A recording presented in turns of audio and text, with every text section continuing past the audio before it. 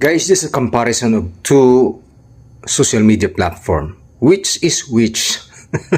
For me, honestly, I was just accepted by the YouTube to monetize my account.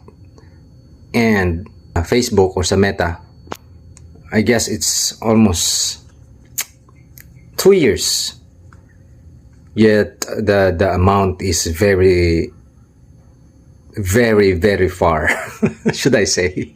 So let's look at this. So guys, ito na yung pang-apat siguro na sahod na binigay ni Meta sa aking account, no? So 35.99 plus may 10 pa dyan. So look at this. Sa YouTube 17 yung una. So yun yung unang binigay. Then the next day 98.18. And then the next day 160, and currently this is the amount. So ibig sabihin na malaki talaga ang kitaan. Depende siguro, no? Depende siguro sa mag-viral na mga videos nyo na ini-post nyo dito sa YouTube also. Thank you. Please share.